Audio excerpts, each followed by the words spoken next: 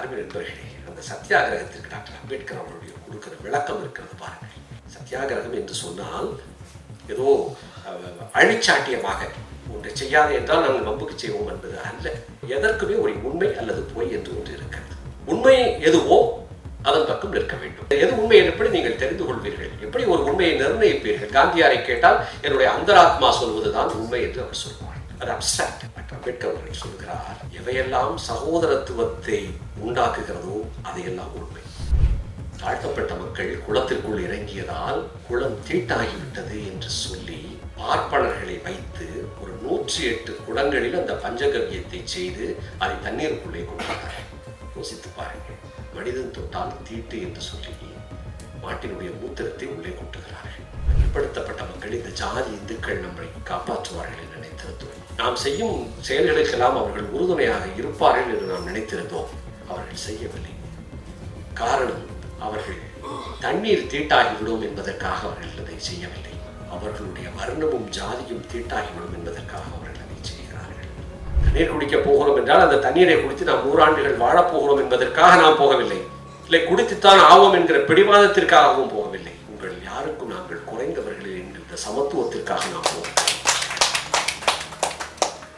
இப்படி ஒரு தலைவன் இந்த தேசத்திற்கு கிடைக்க மாட்டான். சொல்லுகிறார், நம்மை தீண்டத்தகாதவர்கள், தாழ்த்தப்பட்டவர்கள் என்று சொல்லுகிறார்களே அந்த ஜாதி இந்துக்கள். அப்படி சொல்வதால் அவர்கள் அறம் தாழ்ந்து இருக்கிறார்கள். ஒருவன் என்னை அடிக்கிறான் என்று சொன்னால் நான் அடி வாங்குகிறேன். ஆனால் அடிப்பவனுக்கு அறம் தாழ்ந்து விடுகிறது இல்லையா? அறம் தாழ்ந்து இருக்கிறார்கள். அவர்களுடைய அறத்தையும் மீட்பதற்காக இந்த போராட்டத்தை நாம் நடத்துகிறோம். மக்களுடைய பொருளாதாரத்திற்கும் கல்விக்காகவும் கேட்டோம். ஆனால் பிரச்சனை அங்கே இல்லை. பிரச்சனை இங்கே இந்த வர்ணத்திலே இருக்கிறது.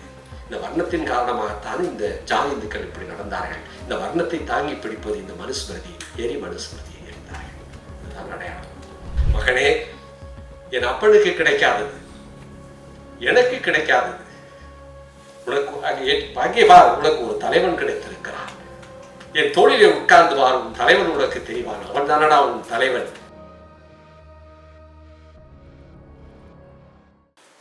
தோழர்கள் அனைவருக்கும் வணக்கம். பெரியார் நூலக வாசகர் வட்டம் மகத் ஒரு வரலாற்றின் தொடக்கம் என்ற தலைப்பிலே என்னை பேச அழைத்ததற்கு என்னுடைய மகிழ்ச்சியையும் நன்றியையும் நான் முதலிலே தெரிவித்துக் கொள்கிறேன். இங்கே இந்த வேளையில், அதாவது வெளியே எல்லோருமே பரபரப்பாக இருக்கக்கூடிய ஒரு சூழலில் இவ்வளவு பேர் வந்தது எனக்கு மகிழ்ச்சியாகத்தான் இருக்கிறது. எல்லோருமே அந்த அரசியல் திருவிழாவிலே தொலைந்து போய் என்ன நடக்கிறது, ஏது நடக்கிறது என்கிற அந்த ஒரு அவசரத்தில் இருக்கும் பொழுது, அந்த பரபரப்பில் இருக்கும் பொழுது இங்கே இத்தனை பேர் வந்தது எனக்கு மகிழ்ச்சி தான். காரணம், இங்கே எல்லோருமே வேறு ஒரு மனநிலையில் இருக்கிறோம். இன்றைக்கு தமிழ்நாட்டிலே திருடப்பட்டு ஒளிபரப்பப்பட்ட ஒரு திரைப்படத்தை பற்றி நீங்கள் எல்லாம் கவலைப்பட்டுக் கொண்டிருக்கிறீர்கள். நான் திருடப்பட்ட எங்கள் மக்களின் வரலாற்றை பேச வந்திருக்கிறேன். எந்த வேட்பாளருக்கு என்ன பலம் கிடைக்கும் என்பதை பற்றி நீங்கள் பேசிக் கொண்டிருக்கிறீர்கள். எங்கள் மக்களுக்கு தண்ணீர் தர மறுத்த ஒரு குளத்தை பற்றி நான் பேச வந்திருக்கிறேன். நீங்கள் உங்கள் ஆளுபவர்களை பற்றி யோசித்துக் கொண்டிருக்கிறீர்கள். நான் என் அப்பனை பற்றி பேச வந்திருக்கிறேன். அருமை நண்பர்களே, உங்களுடைய முழு கவனத்தையும் நான் கூறுகிறேன். தோழர்கள் சொன்னது போல 2 செய்திகளையும் சொல்லிவிடுகிறேன். ஒன்று, அவரே சொல்லிவிட்டால் உங்களுடைய அந்த மொபைல் தொலைபேசியை தயவு செய்து அணைத்து விடுங்கள். இரண்டாவதாக, தாமதமாகிறது, இல்லை போக வேண்டும் என்பதற்காகவெல்லாம் எனக்கு எந்த சீட்டையும் கொடுத்து விடாதீர்கள். தாமதமாகிறது என்று சொன்னால் அது தாராளமாக போய்விடுங்கள். எல்லோருமே கூட போய்விடுங்கள். நான் ஒருவனாக இருந்து பேசிவிட்டு நாளை கதவை சாத்தி.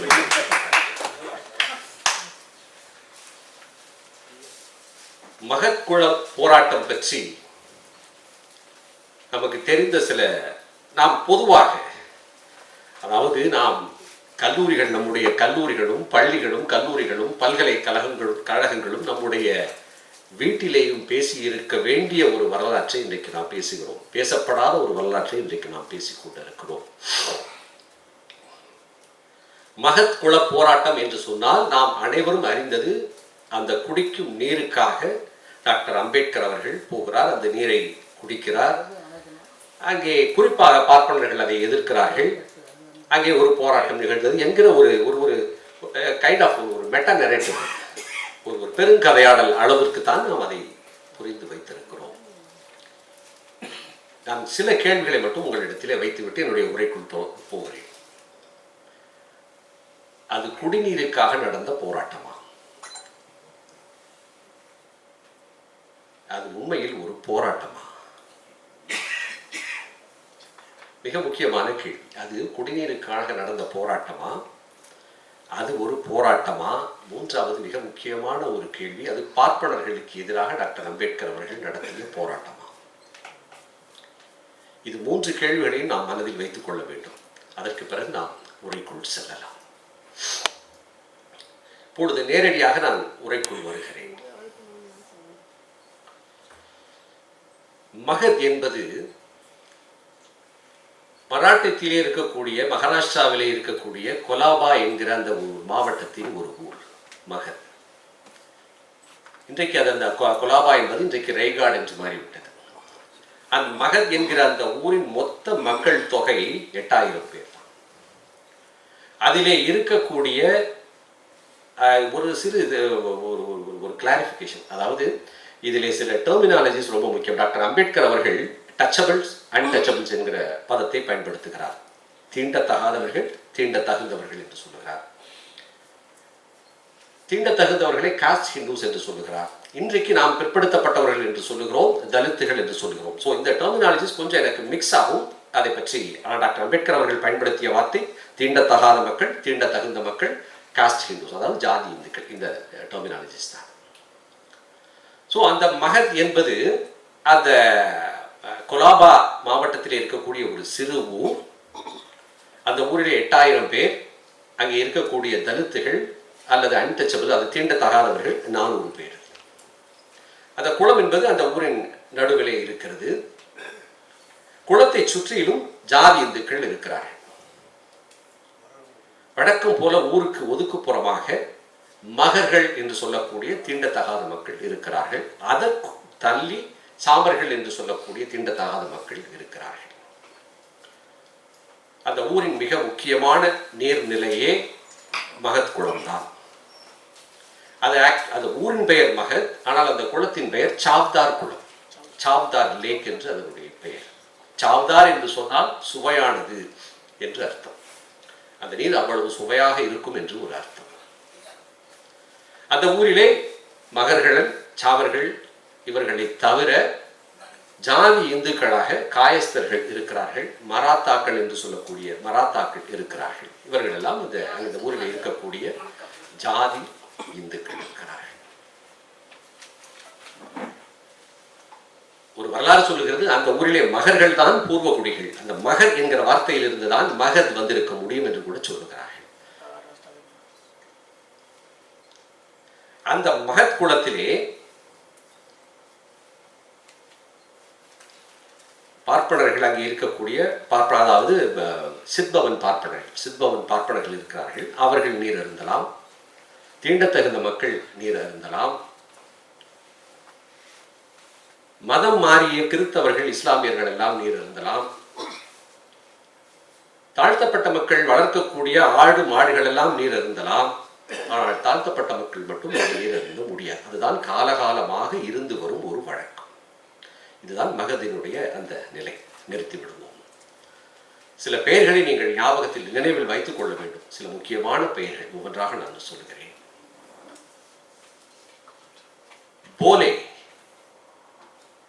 அவர்தான் மும்பையினுடைய பாம்பே லெஜிஸ்லேட்டிவ் கவுன்சிலுடைய ஒரு மெம்பர்.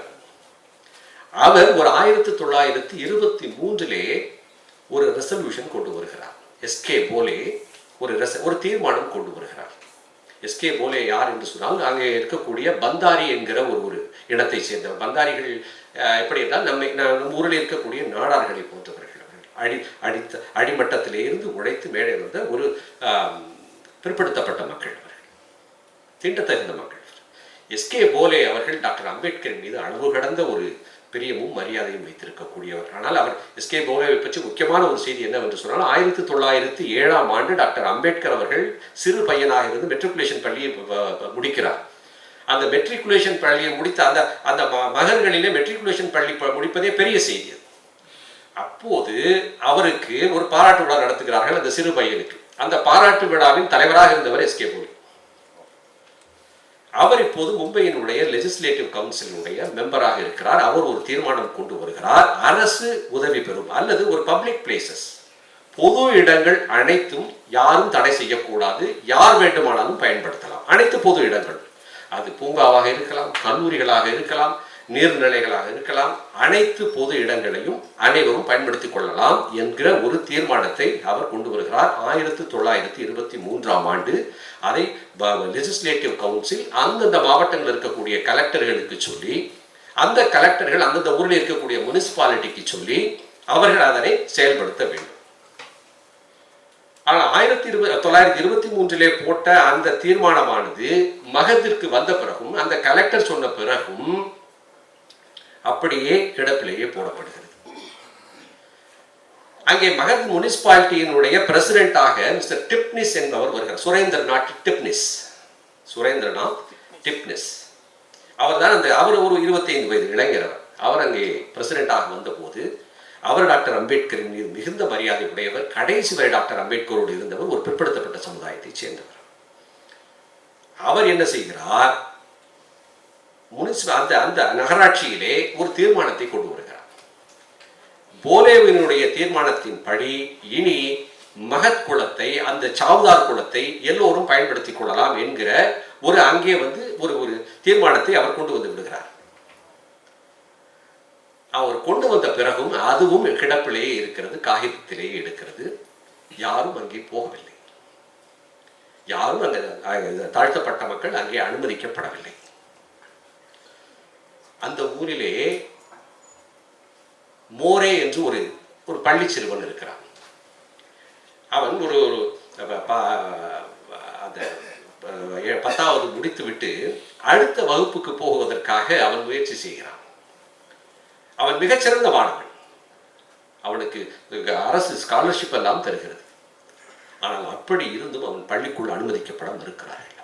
அவன் ஒரு தீண்டத்தகாத மாணவன் என்பதற்காக அவனை பள்ளியில் அனுமதிக்கப்படவில்லை. அவன் உடனே ஆங்கில அந்த பத்திரிகைகளுக்கெல்லாம் எழுதி அதை ஒரு மிகப்பெரிய ஒரு இஷ்யூவாக்கி எல்லோருக்கும் தெரியப்படுத்தி அதன் பிறகு அவனை பள்ளியிலே சேர்க்கிறார்கள். அப்படி இருந்தாலும் அவனை வெளியிலே உட்கார வைக்கிறார்கள். டாக்டர் அம்பேத்கர் அவர்களுக்கு பள்ளியிலே என்னவெல்லாம் நிகழ்ந்ததோ அவை எல்லாமே மோரேவுக்கும் நிகழ்கிறது. அப்படிப்பட்ட மோரேவுக்கு திடீரென்று ஒரு கதாநாயகன் கண்ணுக்கு தெரிகிறான். கொலம்பியா யூனிவர்சிட்டியில் இருந்து ஒரு PhD, கிரேஸ் இன் லண்டனில் barrister at law, London school of எக்கனாமிக்ஸில் ஒரு DSc என்பது கிட்டத்தட்ட 3-4 PhDகளுக்கு சமம். முடித்துவிட்டு டாக்டர் அம்பேத்கர் அவர்கள் வருகிறார். அம்பேத்கர் அவர்களை பார்க்கிறார். என்ன ஒரு மாபெரும், நம்முடைய இடத்திலே இருந்து பிறந்த ஒரு மனிதர் இத்தனை கல்விகளை கற்றிருக்கிறார், அவரை நாம் எப்படியாவது நம்முடைய ஊருக்கு மகத்திற்கு அழைத்து வர வேண்டும் என்று அவன் ஆசைப்படுகிறான். அந்த சிறுவன் எப்படியாவது அவரை அழைத்து ஒரு கூட்டம் நடத்திவிட வேண்டும், நம்முடைய குழந்தைகளுக்கெல்லாம் நம்முடைய மக்களுக்கெல்லாம் ஒரு மிகப்பெரிய ஒரு இன்ஸ்பிரேஷனாக இருக்கும் என்று அந்த சிறுவன் நினைக்கிறான். ஆனால் சிறுவன் நீ போய் கூப்பிட்டால் அவர் வரமாட்டார். அவர் மும்பையில் இருக்கிறார் டாக்டர் அம்பேத்கர்.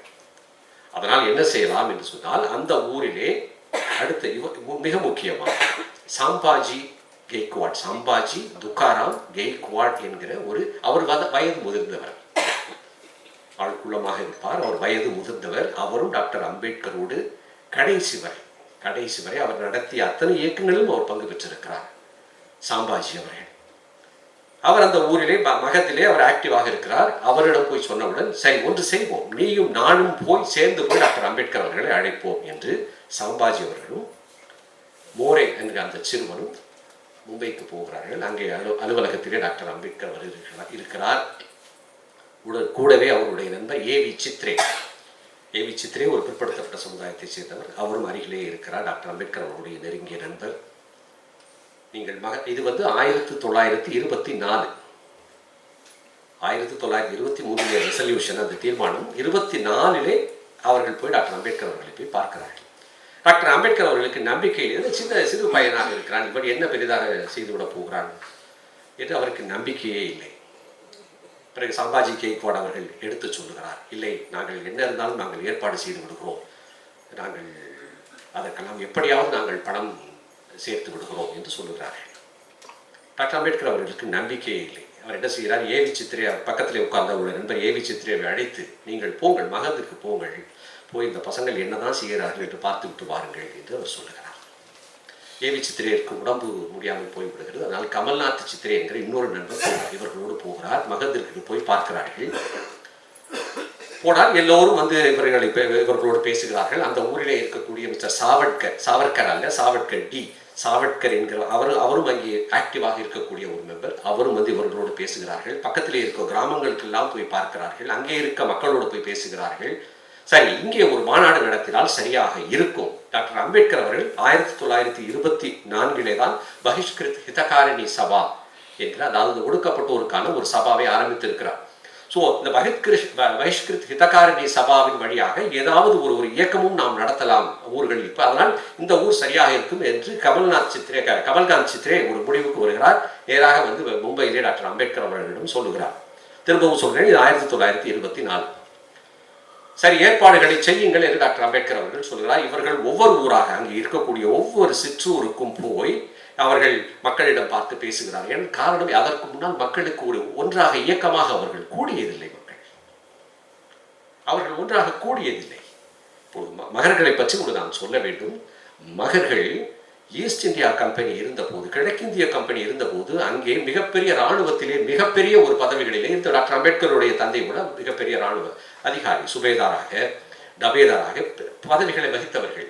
ஆனால் கிழக்கிந்திய கம்பெனியிடம் இருந்து பிரிட்டிஷ் இந்திய இது மாறிய பிறகு இவர்களை இராணுவத்தில் எடுப்பதில்லை.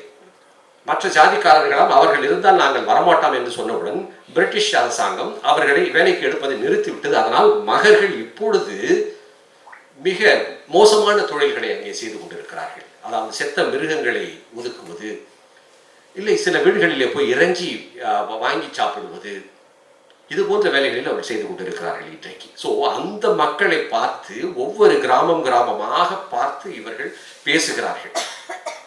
இவர்கள் நிறைய வேலை செய்கிறார்கள்.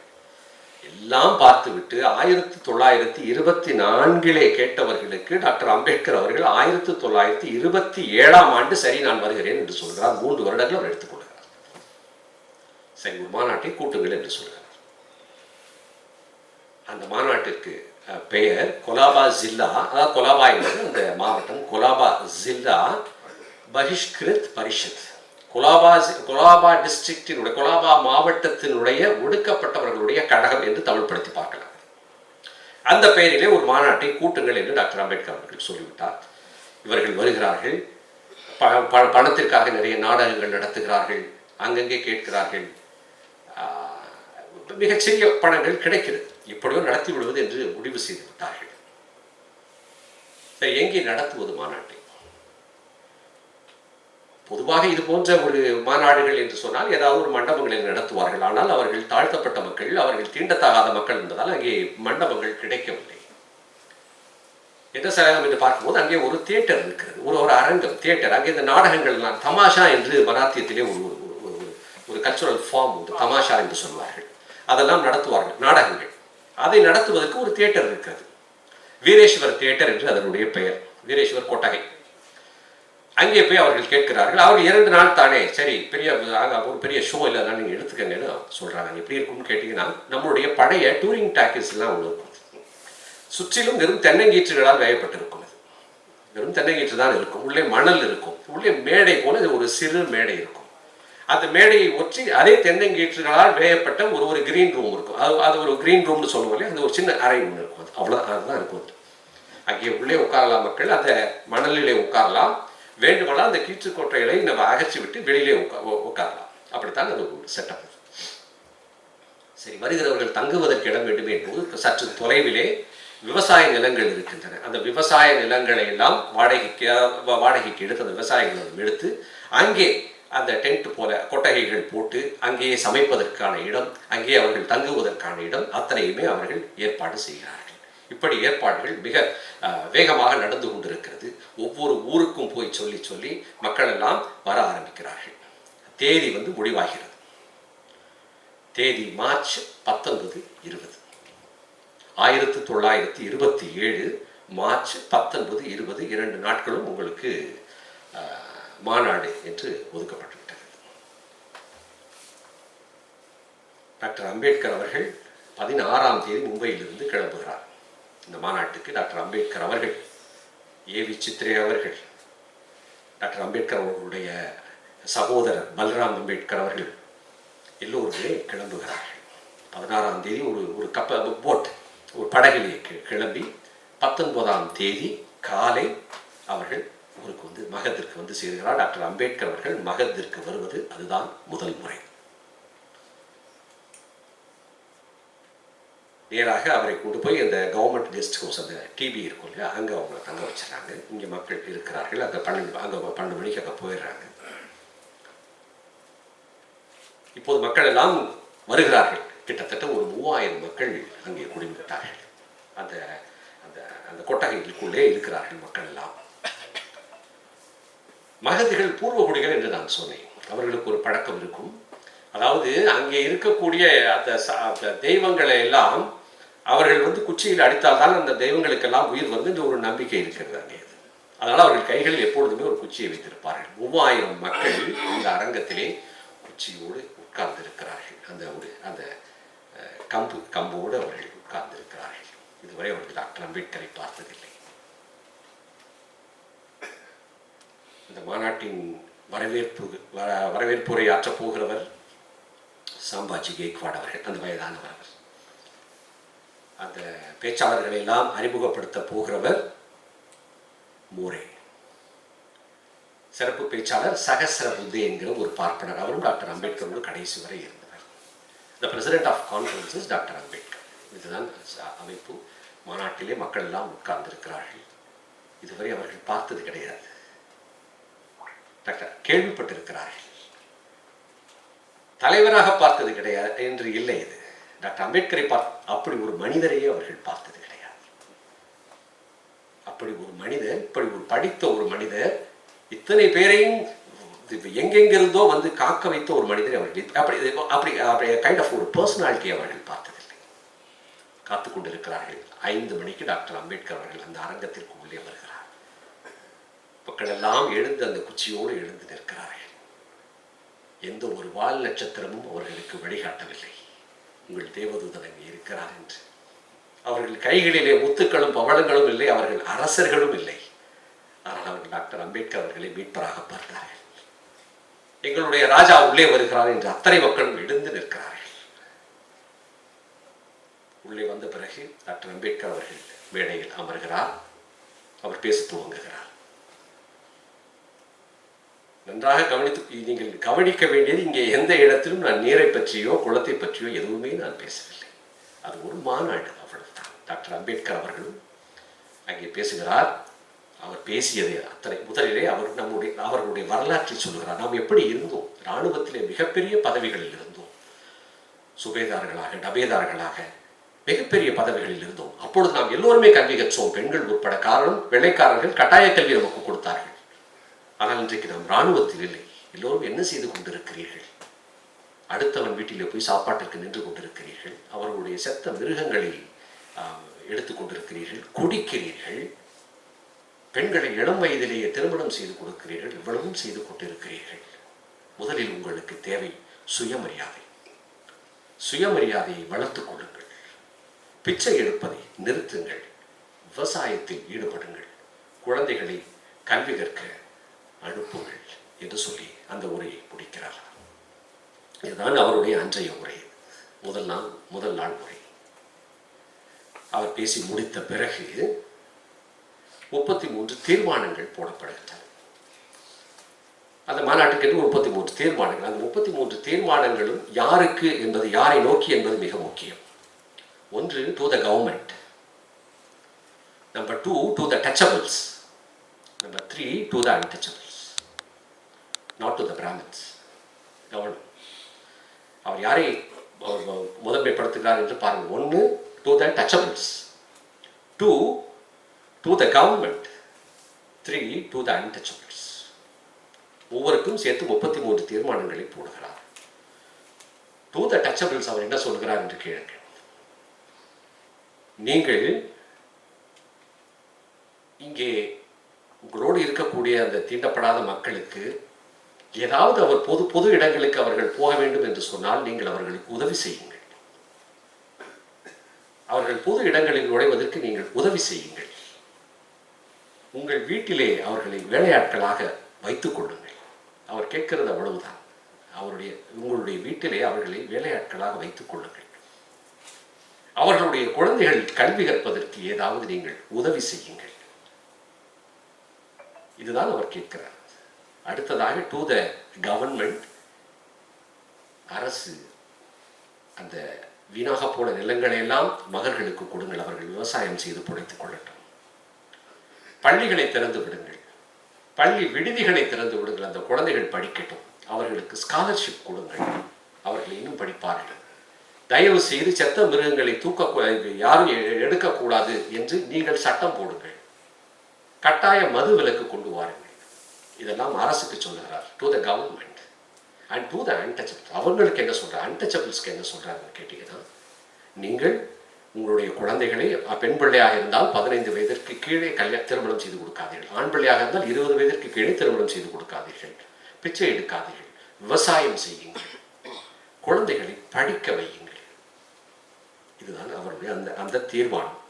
இதில் மிக முக்கியமானது அந்த டச்சபிள்ஸ், அதாவது தீண்டப்படுகிற மக்களுக்கு சொன்ன ஒரு முக்கியமான ஒரு தீர்மானம் என்பது, அதில் ஒரு முக்கியமான தீர்மானம், ஜாதி ஒழிப்பு என்பதற்காக ஒருவேளை இங்கே ஒரு அதாவது இன்டர்காஸ்ட் மேரேஜ், கலப்பு திருமணம் நடந்தால் அதை நீங்கள் அனுமதியுங்கள் என்று ஒரு தீர்மானத்தையும் அவர் சொல்கிறார்.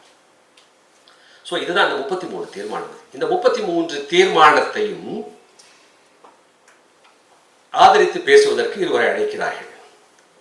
ஒருவர் மிஸ்டர் ஜோஷி, அடுத்தவர் மிஸ்டர் தாரியா. ஜோஷி அண்ட் தாரியா அவர்கள் இருவரும் அந்த ஊரை சேர்ந்த டச்சபிள் கம்யூனிட்டி, அதாவது பிற்படுத்தப்பட்ட மக்கள்.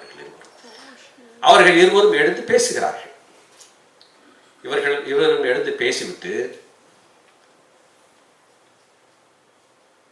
நாங்கள் அத்தனையுமே ஏற்றுக்கொள்கிறோம், ஆனால் அந்த கலப்பு திருமணத்தை மட்டும் நாங்கள் ஏற்றுக்கொள்ள மாட்டோம் என்று அவர்கள் சொல்லுகிறார்கள். நல்லது, இதுதான் அந்த. இப்பொழுது நன்றியுரை வருகிறது. நன்றியுரை கோபால் ஜாதவ் என்கிறவர் நன்றி உரை சொன்னார். நன்றி, அதாவது விழாவிற்கு வந்திருப்பவர்கள், விழா முடிய போகிறது. நன்றி முடிக்க வேண்டும். இது அந்த அந்த தீர்மானங்களோடு அது முடிந்து விடுகிறது. அடுத்த நாள் காலை திரும்பவும் மாநாடு ஆரம்பிக்கிறது. மாநாட்டிலே சில தலைவர்கள் பேசி முடித்த பிறகு நன்றி உரை வருகிறது. நன்றி உரை கோபால் ஜாதவ் அவர்கள் சொல்லுகிறார், மாநாடு முடிய போகிறது, சிறப்பாக நடத்தினீர்கள், நன்றி என்று. அதை வழிமொழிவதற்காக ஏவி சித்ரே அவர்கள் வருகிறார். ஏவி சித்ரே டாக்டர் அம்பேத்கர் அவர்களுடைய நண்பர். ஆல்மோஸ்ட் முடிஞ்சிருச்சு மாநாடு. இப்போ எங்கேயுமே மகத் பற்றி எந்த ஒரு சின்ன ரெஃபரன்சஸ் தான் இருக்கு. ஸோ மகத் அந்த முடிய போகிற நேரத்தில் ஏவி சித்ரே அவர்கள் என்ன சொல்லுகிறார், மாநாடு முடிய போகிறது, இருந்தாலும் ஏதாவது ஒரு சின்ன ஒரு ஆக்டிவிட்டி இருந்தால் நல்லா, ஒரு சின்ன ஏதாவது ஒரு செயல்பாடு இருந்தால் நல்லா இருக்கும், அதனால் நம்ம ஒன்று பண்ணுவோம். இங்கே நன்றாக கவனித்துக் கொள்ளுங்கள், இது போராட்டம் அல்ல.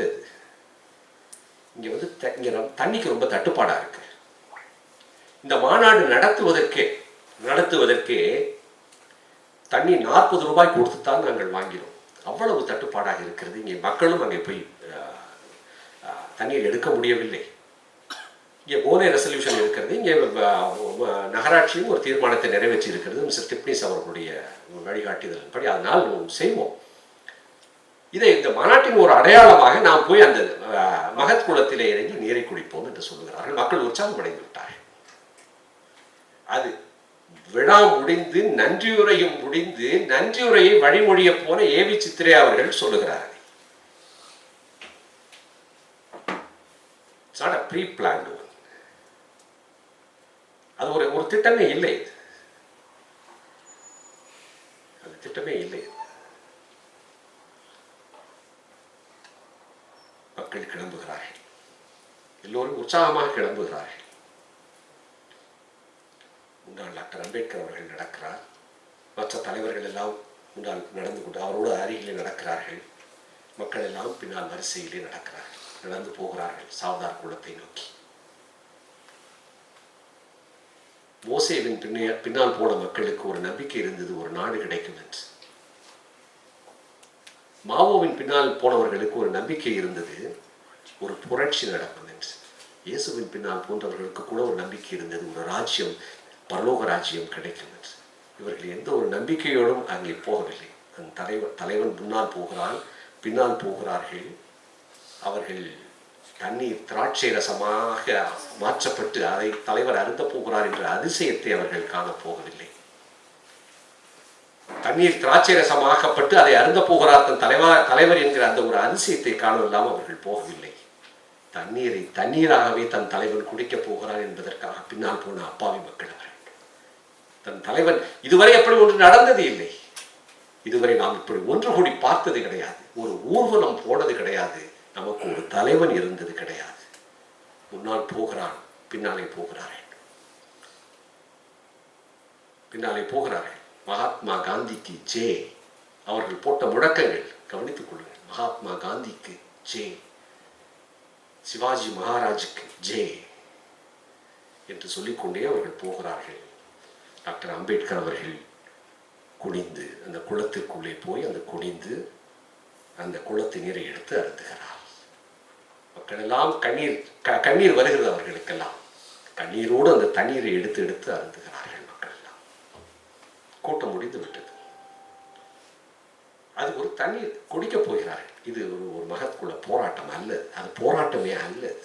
ஒரு எளிய மக்கள் தங்களுடைய தாகத்திற்காக குடிக்க போன தண்ணீர். சரி, எல்லோரும் கலைந்து போய்விடுங்கள் என்று சொல்கிறார்கள். மாநாடு முடிந்து விட்டது, போய்விடலாம் எல்லோரும். மக்கள் அங்கங்கே கிளம்புகிறார்கள். சிலர் அந்த அங்கே அவங்களுடைய அங்கே ஏற்பாடு செய்திருக்கக்கூடிய அந்த டென்ட்டுக்கு போய் அவருடைய அந்த திங்ஸ் எல்லாம் எடுத்துகிட்டு ஊருக்கு போகலான்னு சில பேர் போகிறாங்க. சில பேர் அங்கே போய் சாப்பிட போகலான்ட்டு போகிறாங்க. சில பேர் அந்த மகத்துக்குள்ளேயே அங்கே போய் அங்கே கடைகள்லாம் இருக்குது, அங்கே ஏதாவது வாங்கலான்ட்டு எல்லாம் போயிட்டு இருக்கிறாங்க. இருக்கக்கூடிய வீரேஸ்வரர் கோயிலுக்குள் நுழைவதற்காக திட்டம் வகுத்து இருக்கிறார்கள். உள்ளே போகிறார்கள் என்று கத்திக்கொண்டே விடுகிறார்கள். இதை கேட்டவுடன் அங்கே இருந்த அத்தனை ஜாதி இந்துக்களும்,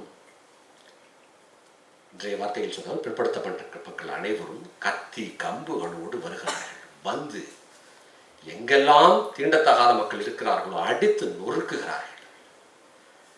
அவர்கள் எங்கு பார்த்தாலும், கடை வீதியில் பார்த்தாலும் அடித்து நொறுக்குகிறார்கள். வீதிகளிலே நின்று கொண்டிருந்தவர்களை அடித்து நொறுக்குகிறார்கள். அவர்கள் எதற்காக அடி வாங்குகிறோம் என்பது கூட தெரியாமல் அவர்கள் அடி வாங்கி கொண்டிருந்தார்கள். அங்கே போகிறார்கள். அவர்கள் ஏற்பாடு செய்திருந்த அந்த உணவு களையங்கள் அனைத்தையும் அடித்து உடைக்கிறார்கள், தூக்கி எரிகிறார்கள். அத்தனை அந்த டென்ட் கொட்டகை கிழித்து எரியப்படுகிறது.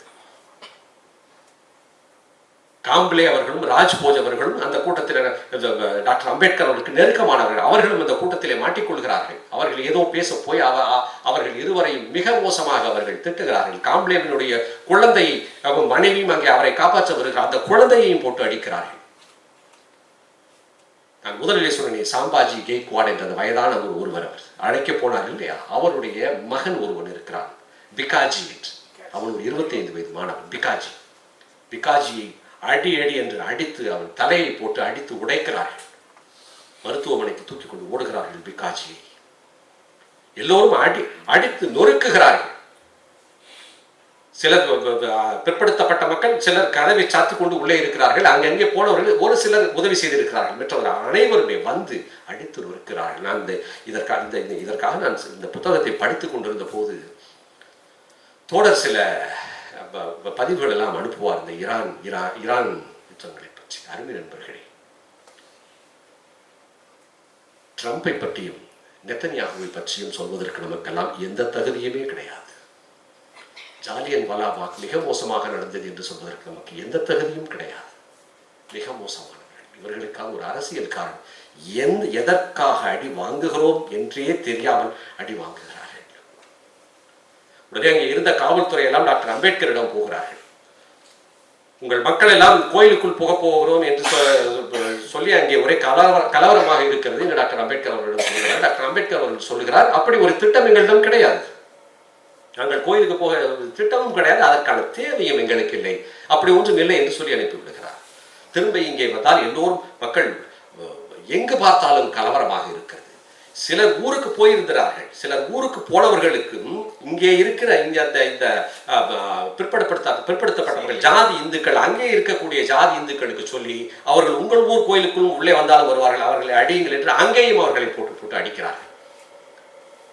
இதன் பிறகு திரும்பவும் டாக்டர் அம்பேத்கர் அவர்களிடம் காவல்துறை போய் சொல்லுகிறது, தயவு செய்து வந்து அங்கே ஒரே கலவரமாக இருக்கிறது, உங்கள் மக்களையும் நீங்கள் கட்டுப்படுத்துங்கள், வாருங்கள் என்று டாக்டர் அம்பேத்கர் அவர்களை அழைத்துக் கொண்டு போகிறார்கள். அங்கே போய் பார்த்தால் அவர் கட்டுப்படுத்துவதற்கு தீண்டத்தகாத மக்கள் அனைத்து அடி வாங்கி கொண்டிருக்கிறார்கள். அவர்களை நான் எங்கே கட்டுப்படுத்துவது, எங்கு பார்த்தாலும் ஓடிக்கொண்டிருக்கிறார்கள். டாக்டர் அம்பேத்கர் அவர்கள் திரும்பி வந்து போது பார்த்தால் நூற்றுக்கணக்கான மக்கள் உடல் முழுக்க தீண்டத்தகாத மக்கள் ரத்தத்தோடு நின்று கொண்டிருக்கிறார்கள். அப்பொழுதுதான் டாக்டர் அம்பேத்கர் அவர்களுக்கு அடி வாங்கியதே தெரியும். அந்த மக்கள் ரத்தத்தோடு நின்று கொண்டிருக்கிறார்கள். பிறகு அவர்களை எல்லாம் மருத்துவமனைக்கு அனுப்பி காவல்துறை ஒரு 9 பேர் மீது இந்த ஜாதி இந்துக்களின் மீது வழக்கு பதிவு செய்கிறது. டாக்டர் அம்பேத்கர் அவர்கள் அதன் பிறகு அங்கேயே இருக்கிறார். பிகாஜி அவர்கள் மிக மோசம், பிகாஜி அந்த சிறுவன் சம்பாஜியினுடைய பையன் மிக மோசமாக அவன் தலையில் அடிக்கப்பட்டு தலையிலே ஒரு செப்சிஸ் என்று சொல்வார்கள், அந்த செப்சிஸோடு அவன் அவதிப்படுகிறான். அவன்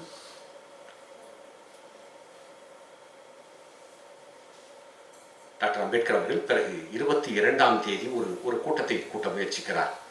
பிற்படுத்தப்பட்ட மக்கள் அந்த ஜாதி இந்துக்களையும் தலித்துகளையும் ஒன்றாக்கி ஒரு கூட்டம் நடத்தலாம் என்று. அதற்கு ஒருவரும் வரவில்லை. அதற்கு அந்த ஜாதி இந்துக்கள் யாருமே வரவில்லை. பிறகு ஒரு நாள் இருந்துவிட்டு டாக்டர் அம்பேத்கர் அவர்கள் கிளம்பி ஊருக்கு வருகிறார். மிக மோசமான சம்பவம் இதற்கு பிறகுதான் நடந்தது. அவர்கள் என்ன செய்கிறார்கள், தாழ்த்தப்பட்ட மக்கள் குளத்திற்குள் இறங்கியதால் குளம் தீட்டாகிவிட்டது என்று சொல்லி பார்ப்பனர்களை வைத்து இந்த பஞ்சகாவியம் என்று சொல்லுகிறார்கள் இல்லையா, அதாவது மாட்டு பால், மாட்டு தயிர், மாட்டு மூத்திரம், இவை எல்லாவற்றையும் கலந்துதான் பஞ்சகவ்யம் என்று ஒரு 108 குடங்களில் அந்த பஞ்சகவ்யத்தை செய்து அதை தண்ணீருக்குள்ளே கொட்டுகிறார்கள். யோசித்து பாருங்கள், மனிதன் தொட்டால் தீட்டு என்று சொல்லி மாட்டினுடைய மூத்திரத்தை உள்ளே கொட்டுகிறார்கள். எத்தனையாக மோசமானவனா, இவர்கள் மோசமானவர்களா? யோசித்து பாருங்கள். டாக்டர் அம்பேத்கர் அவர்களை அது மிகவும் காயப்படுத்தி விடுகிறது. அவர்கள் அடித்ததை காட்டிலும், ரத்தம் வர வர அடித்ததை காட்டிலும் இந்த பியூரிஃபிகேஷன் செரிமனி இருக்கு பாருங்க, அதை சுத்தப்படுத்துவதற்காக அவர் செய்தது, அதுவும் இந்த ஜாதி இந்துக்கள் செய்தது அவரை மிகவும் காயப்படுத்தி விடுகிறது. மிகவும் காயப்படுத்தி விடுகிறது. மும்பைக்கு வந்து விடுகிறார் டாக்டர் அம்பேத்கர் அவர்கள். பத்திரிகைகள் எல்லாம் ஒன்று இதை கேலி செய்து எழுதுகின்றன, இல்லை எழுதவே இல்லை, எதுவும் பெரிதுபடுத்தி எழுதவே இல்லை. அப்பொழுதுதான் அவர் உடனே மார்ச் மாதம் இது நடக்கிறது, ஏப்ரல் மாதமே அவர் அந்த பகிஷ்கிருத் பாரத் என்கிற அந்த பத்திரிகையை அவர் தொடங்குகிறார். பகிஷ்கிருத், அதாவது ஒடுக்கப்பட்ட பாரதம் என்கிற பெயரிலே ஒரு பத்திரிகையை துவங்குகிறார். அதிலே இதற்கெல்லாம் அவர் பதில் சொல்லுகிறார். ஜூலை மாதம் அங்கங்கே மும்பையிலே சில கூட்டங்களும் நடக்கின்றன. ஜூலை மாதம் விதர்பாவிலே நடந்த ஒரு கூட்டம், அவருடைய பேச்சு என்பது மிக ஆழமான ஒரு பேச்சு. அவர் சொல்லுகிறார், ஜாதி இந்துக்களை நாங்கள் நம்பியிருந்தோம், பட் they are Brahminized. அவர்கள் பார்ப்பனமயமாகிவிட்டார்கள். It is not an attack by hooligans. இது ஒரு கூலிப்படை தாக்கியதல்ல. மிக கவனம். டாக்டர் அம்பேத்கருடைய வார்த்தைகள் அவ்வளவு அழகான வார்த்தைகள். It is not an attack by hooligans. It is a crusade between touchables and untouchables என்கிறார். crusade என்கிற வார்த்தை மிக, ஆனால் அதற்கு அவர் எக்ஸ்பிளனேஷன் கொடுக்கல. That is a open statement. உட்கார்ந்து யோசித்து பார்த்தால் என்ன ஒரு அழகான வார்த்தை. crusade என்பது சிலுவை போர். உண்மையை சொல்ல போனால் குருசேட் என்பதற்கு அர்த்தம் அறப்போர் என்பதுதான். ஆனால் நமக்கு வரலாற்றிலே நமக்கு தெரிந்தது சிலுவை போர். இஸ்லாமியர்களும் கிறிஸ்தவர்களும் சேர்த்து நடத்திய சிலுவை போர். இஸ்லாமியர்களும் கிறித்தவர்களும் ஒரே வழியில் வந்தவர்கள். ஆப்ரஹாமிக் ரிலிஜன், ஆப்ரஹாமின் புதல்வர்கள் அவர்கள், அண்ணனும் தம்பிகளும் தான். It is a crusade between touchables and untouchables. என் குலம் என்றுனை தன்னுடன் ஒட்டிய மக்கட்பெருங்கடல் என்று என்னை ஒட்டி அணைத்திருக்க வேண்டிய அந்த பிற்படுத்தப்பட்ட மக்கள், அந்த ஜாதி இந்துக்கள் எங்களை தீண்டத்தகாதவர்கள் என்று சொன்னதோடு, எங்களை அடித்து விரட்டியதோடு ஒரு பியூரிஃபிகேஷன் சர்க்கிள் அதையும் நடத்தி இருக்கிறார்கள். அது அவர் இதை பேசுகிறார். அங்கே போய் சத்தியசோதக் சமஜ் இருக்கிறது, பூலே அவர்களுடைய சத்தியசோதக் சமஜ் இருக்கிறது. அதை டாக்டர் அம்பேத்கர் அவர்கள் சொல்லுகிறார். பூலே ஆரம்பித்த அந்த சத்தியசோதக் சமஜிலே அவர்கள் இருப்பார்கள். ஜாதி இந்துக்கள் புத்தரை பற்றி பேசுவார்கள், காந்தியை பற்றி பேசுவார்கள், இயேசுவை பற்றி பேசுவார்கள். ஆனால் தாழ்த்தப்பட்டவர்கள், தீண்டத்தகாத மக்கள் என்று வந்தால் கதவை சாத்திக் கொள்ளுகிறார்கள். மேலும் சொல்லுகிறார் அவர், இதுவரை நான் தீண்டத்தகாத மக்கள் தொட்டால் கரைபட்டுவிடும் என்றுதான் அவர்கள் சொல்லிக் கொண்டிருந்தார்கள் என்று நாங்கள் நினைத்தோம். இந்து மதத்திலே ஒரு கரை படிந்திருக்கிறது என்று நான் நினைத்திருந்தேன். இதுவரை இந்து மதத்திலே ஒரு கரை படிந்திருக்கிறது என்று தான் நினைத்திருந்தேன். ஆனால் எனக்கு இப்பொழுதுதான் புரிகிறது, கரை என்பது இந்து மதத்தில் அல்ல, எங்களின் மீது இருக்கிறது. இந்த கரையை போக்கிக் கொள்ள வேண்டியவர்கள் நாங்கள் தான். இந்த கரையை நாங்கள் தான் போக்கிக் கொள்ள வேண்டும் என்று சொல்லிவிட்டு, அதே ஜூலை மாதம் மீண்டும் மகத்துக்கு போய் சாவ்தார் குளத்தில் தண்ணீர் எடுக்கும் ஒரு சத்தியாகிரக போராட்டத்தை நிகழ்த்துவோம் என்று அறிவிக்கிறார். சத்தியாகிரக போராட்டம் என்று அறிவிக்கிறார். காரணம், சத்தியாகிரகம் என்பது அப்பொழுது காந்தியார் நடத்தி கொண்டிருந்த ஒரு போராட்டம். நமக்கு கூட எதற்கு டாக்டர் அம்பேத்கர் அவர்கள் சத்தியாகிரகத்தை நடத்துகிறார் என்று நமக்கு தோன்றுது. அருமை நண்பர்களே, அந்த சத்தியாகிரகத்திற்கு டாக்டர் அம்பேத்கர் அவருடைய கொடுக்கிற விளக்கம் இருக்கிறது பாருங்கள். அது அவர் சொல்லுகிறார், சத்தியாகிரகம் என்று சொன்னால் ஏதோ அழிச்சாட்டியமாக ஒன்றை செய்யாது என்றால் நாங்கள் வம்புக்கு செய்வோம் என்பது அல்ல. உண்மை பொய் என்று ஒரு எதற்குமே ஒரு உண்மை அல்லது பொய் என்று ஒன்று இருக்கிறது. உண்மை எதுவோ அதன் பக்கம் நிற்க வேண்டும். சரியா? சரி, அடுத்து ஒரு கேள்வி, எது உண்மை? எது உண்மை? உண்மை என்று எப்படி நீங்கள் எது உண்மை என்று எப்படி நீங்கள் தெரிந்து கொள்வீர்கள்? எப்படி ஒரு உண்மையை நிர்ணயிப்பீர்கள்? காந்தியாரை கேட்டால் என்னுடைய அந்தராத்மா சொல்வதுதான் உண்மை என்று அவர் சொல்வார். அது அப்சாக்ட். டாக்டர் அம்பேத்கர் அவர்கள் சொல்கிறார், எவையெல்லாம் சகோதரத்துவத்தை உண்டாக்குகிறதோ அதையெல்லாம் உண்மை. சமத்துவத்தை விரும்புகிறவன் தான் சகோதரத்துவத்தை உருவாக்குவான். சகோதரத்துவத்தை உருவாக்குகிற, சமத்துவத்தை விரும்புகிற ஒருத்தன் எதற்காக பாடுபடுகிறானோ அதுதான் உண்மை. சத்தியாகிரகம் என்பது சகோதரத்துவத்திற்கானது. எங்களை அடித்து விரட்டிய அந்த ஜாதி இந்துக்களையும் சேர்த்து, அவர்களுக்காகவும் சேர்த்து நாங்கள் செய்கிற அந்த சகோதரத்துவத்திற்கு it is not satyagraha, it is nation building என்று சொல்லுங்கள். இந்த தேசத்தை நாங்கள் கட்டி எழுப்புகிறோம் என்று சொல்லுகிறார். இந்த தேசத்தை நாங்கள் கட்டி எழுப்புகிறோம். அடுத்து சொல்லுகிறார், சத்தியாகிரகம் என்று சொன்னால் சில பேர் என்ன சொல்லுகிறார்கள் என்றால் நான் வயலன்ஸ் என்று சொல்லுகிறார்கள். வன்முறையற்றது நான் சத்தியாகிரகம் என்று சொல்லுகிறேன். நான் அதை ஏற்றுக்கொள்ள மாட்டேன். வன்முறையற்று ஒரு அநியாயமான செயலை செய்தால் ஒத்துக்கொள்வீர்களா என்ன? அதே நேரத்தில் ஒரு நியாயமான ஒரு செயலை வேறு வழி இல்லாமல் ஆயுதம் தாங்கி செய்தால் அது நியாயம் என்று தான் நான் சொல்வேன். வள்ளுவர் ஒன்றை சொல்லுவாரே, அறத்திற்கே அன்பு சார்பு என்பவர் அறியார், அறத்திற்கே அன்பு சார்பு என்பவர் அறியார், மரத்திற்கும் அதுவே துணை என்பார். புத்தனின் அறத்திற்கு மட்டும் அன்பு காரணம் இல்லை, தலைவர் பிரபாகரன் தூக்கிய ஆயுதத்திற்கும் அன்புதான். அதை டாக்டர் அம்பேத்கர் அவர்கள் அன்றைக்கே சொல்லிவிடுகிறார். மரத்திற்கும் அதுவே காரணம் அல்ல. அங்கே மகத்தில் என்ன நடக்கிறது என்று சொன்னால், சரி, இந்த நகராட்சியிலே தீர்மானம் போட்டது தானே அவர்களுக்கு பிரச்சனை, ஒன்று செய்வோம் என்று சொல்லி எல்லோரும் ஒன்று கூடி, ஜாதி இந்துக்கள் எல்லாம் ஒன்று கூடி அந்த தீர்மானத்தை திரும்ப பெறுகிறார்கள். அந்த தீர்மானத்தை திரும்ப பெறுகிறார்கள். That's in August. தீர்மானத்தை திரும்ப பெறுகிறார்கள். ஆதரவாக 221 ஓட்டுகள் விழுகின்றன. எதிர்ப்பாக 7 ஓட்டு தான் விழுந்தது. இந்த தீர்மானத்தை நீங்கள் திரும்ப பெறக்கூடாது என்று டெப்டிஸ் எவ்வளவு முயற்சி செய்தும் அவரால் ஒன்றும் முடியவில்லை. தீர்மானத்தை திரும்ப பெறுகிறார். ஆனால் அங்கே இருந்த கலெக்டர் மிஸ்டர் ஹுட் அவர்கள் அழகாக ஒன்றை சொல்லுகிறார். நீங்கள் தீர்மானத்தை அதற்கு முன்பால் நீங்கள் தீர்மானம் போட்டதுக்கும் சரி, இப்பொழுது அதை திரும்ப பெற்றதற்கும் எந்த வேல்யூவும் கிடையாது. காரணம், இது உங்களுக்கும் இதற்கும் தொடர்பில்லை. இது அரசு கொடுத்த, இது அரசினுடைய பராமரிப்பில் இருக்கக்கூடியது. இது உங்களை கட்டுப்பட, அவர்கள் வந்தால் சத்தியாகிரகம் செய்தால் அதை நாங்கள் தடுக்க முடியாது. அவர்கள் நீரிலே இறங்கினால் நாங்கள் தடுக்க முடியாது என்று அவர்கள் சொல்லிவிடுகிறார்கள். நீங்கள் பார்த்து நினைத்தால் தீர்மானம் போடுவீர்கள், போடாமல் அதெல்லாம் எங்களால் முடியாது என்று கூட அவர்கள் சொல்லிவிடுகிறார்கள். டாக்டர் அம்பேத்கர் அவர்கள் ஒரு செப்டம்பர் மாதம் 15ஆம் தேதி தன்னுடைய அலுவலகத்திலே முடிவு செய்கிறார், சத்தியாகிரகம் நடத்துகிறோம்.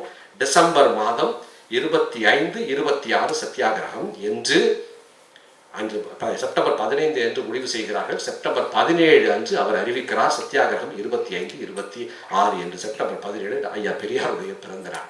இன்சிடென்டல் அவர் அறிவிப்பு செய்து விடுகிறார். அவர்கள் மகத்தில் என்ன செய்கிறார்கள்?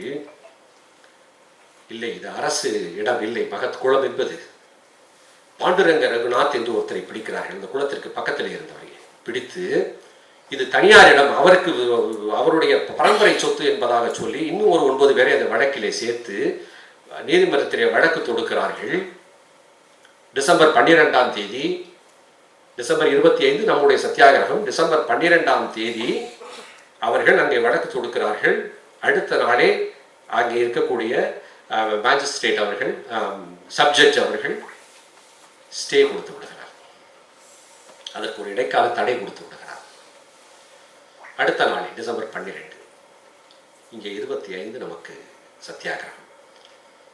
மக்கள் இங்கே அதையெல்லாம் அவர்கள் கணக்கில் எடுத்துக்கொள்ளவில்லை. முன்பு வேலை செய்ததை விட மிக கடுமையாக வேலை செய்கிறார்கள். ஒவ்வொரு கிராமங்களுக்கும் போய் உட்கார்ந்து கூட்டங்கள், மக்களும் முதல் மகத்திலே அந்த சம்பவத்திற்கு பிறகு பெரும்பாலான மக்கள் பிச்சை எடுப்பதை நிறுத்திவிட்டார்கள். ஒரு சுயமரியாதையோட வாழ்க்கையை வாழ வேண்டும் என்பதற்காக பிச்சை எடுப்பதை அவர்கள் நிறுத்திவிட்டார்கள். செத்த மிருகங்களை தூக்க மாட்டோம் என்று முடிவு செய்து விட்டார்கள். அப்படி இருக்கக்கூடிய மக்கள் இப்பொழுது ஒரு சத்தியாகிரகம் நடக்கப் போகிறது என்று சொன்னால் ஒரு பெரும் எழுச்சியோடு மக்கள் காத்து கொண்டு கிடக்கிறார்கள். எப்பொழுது நடக்கப் போகிறது என்று மக்கள் காத்திருக்கிறார்கள். 25 என்று அறிவித்த பிறகு மக்கள் மிகப்பெரிய எழுச்சியோடு காத்திருக்கிறார்கள். 25ஆம் தேதி நடக்கப் போகிறது. 24ஆம் தேதி டாக்டர் அம்பேத்கர் அவர்கள் மும்பையிலிருந்து கிளம்புகிறார். மும்பையிலிருந்து தன்னுடைய தோழர்களோடு கிளம்புகிறார். அதை படகிலே ஏறி உட்காருகிறார். அவர் படகிலேயே உட்கார வைத்து விட்டு, இந்த இடத்திலே வேறு ஒரு கதையையும் நாம் பார்த்து விடுவது நல்லது. காரணம், நமக்கு இதுவரை சொல்லப்பட்ட கதைகளும் நாம் எவையெல்லாம் மிகப்பெரிய உண்மைகள் என்று ஏற்றுக்கொண்ட அந்த மெட்டா நெரேட்டிவ்ஸ் என்ன என்பதை நாம் தெரிந்து கொள்ள வேண்டும். தயவு செய்து நான் எதுவும் கிண்டல் செய்வதற்கோ கேலி செய்வதற்கோ இல்லை ஒரு டங்கின் சீக்காகவோ நான் இதை பேசவே இல்லை. இது உண்மையிலே மிஸ்டர் தாமஸ் வெப்பர் என்பவர் எழுதிய புத்தகத்திலிருந்து எடுத்த செய்திகள். சத்தியாகிரகம் என்று சொன்னாலே நாம் எல்லோருக்கும் நினைவுக்கு வருவது காந்தியார் நடத்திய உப்பு சத்தியாகிரகம். அந்த உப்பு சத்தியாகிரகத்திலே என்ன நடந்தது என்பதையும் நாம் கொஞ்சம் தெரிந்து கொள்ள வேண்டும். சில நிமிடங்கள் அதை பார்த்துவிட்டு டாக்டர் அம்பேத்கரிடம் திரும்பவும் வரும். உப்பு சத்தியாகிரகம் என்பது நம்மை பொறுத்தவரை நமக்கு சொல்லப்பட்ட கதை என்று சொன்னால், வெள்ளையர்கள் உப்பின் மீதும் வரி விதித்தார்கள். உடனே காந்தியார் அதை எதிர்த்து உப்பு சத்தியாகிரகம் நடத்தினார். தண்டிக்கு யாத்திரை போனார். தண்டிக்கு அவர் யாத்திரை போனார். மார்ச் மாதம் 12ஆம் தேதி தொடங்கி ஏப்ரல் 6ஆம் தேதி வரை அந்த தண்டி யாத்திரை 1930. நம்முடைய மகன் 1927, அது 30லே நடந்தது. ஆனால் அந்த சம்பவங்களை மட்டும் நாம் ஒப்பிட்டு பார்ப்பது சிறப்பாக. காந்தியார் அந்த தண்டி யாத்திரையை அவர் மேற்கொள்ளும் போது அதை அறிவித்த உடனேயே ஒட்டுமொத்த இன்டர்நேஷனல் மீடியா, இந்தியன் மீடியா அத்தனையுமே அதன் மீது கவனம் செலுத்துகிறது. காந்தியார் உப்பு சத்தியாகிரகம் துவங்க போகிறார் என்று. ஆனால் உண்மை என்ன தெரியுமா தோழர்கள், இது நடந்தது 1930. வெள்ளைக்காரர்கள் உப்பு மீது வரி விதித்தது 1885 அவர்கள் உப்பின் மீது வரி விதித்து விடுகிறார்கள்.